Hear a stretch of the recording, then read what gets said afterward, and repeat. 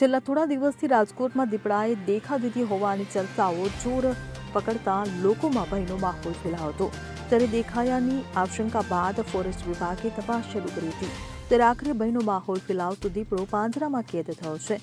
મળતી માહિતી મુજબ ગોંડલ તાલુકાના દેડી, વાસાવડ, મેતા, ખંભાળિયા સહિતના ગામોમાં દીપડાએ મારણ કરીને લોકોમાં ભય ફેલાવ્યો હતો।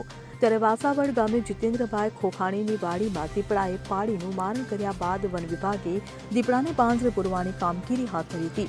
જેમાં ગોંડલ વન વિભાગે ગોઠવેલ પાંજરામાં ગત રાત્રિના દીપડો પાંજરામાં કેદ થતાં લોકોએ રાહતનો શ્વાસ લીધો હતો। ઉલ્લેખનીય છે કે છેલ્લા 1 મહિનાથી આટા ફેરા મારતા દીપડાની રેસ્ક્યુ કરીને પાંજરે પુરાયેલ દીપડાને ગોંડલ ફોરેસ્ટ દ્વારા સાસણગીરમાં મોકલી આપવાની તજવીજ હાથ ધરાઈ છે।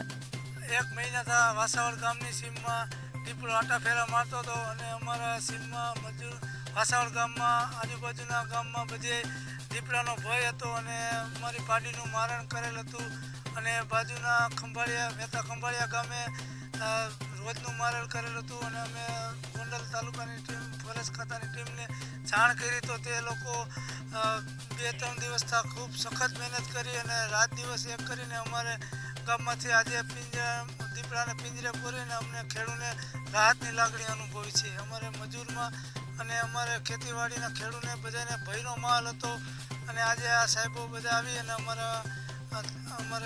અમારી વાડીએ દીપડાનું પિંજરામાં પૂરી અને અમારે રાહતની લાગણી અનુભવી છે। એક વાસાવડ સીમ વિસ્તારમાં દીપડો જે છે તે પાંજરે પૂરાયો છે।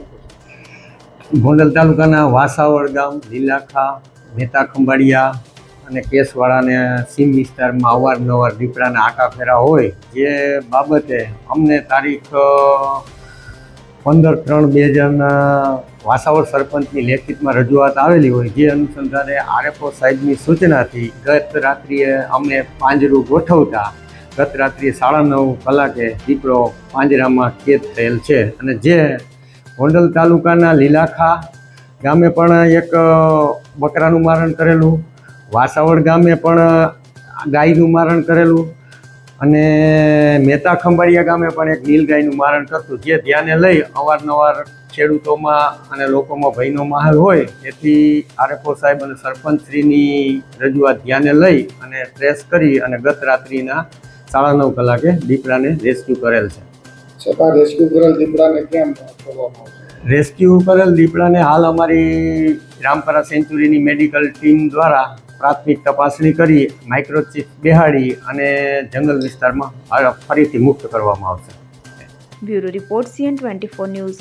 હવે જુઓ દેશ દુનિયાની તમામ ખબરો તમારી આંગળીના ટેરવે।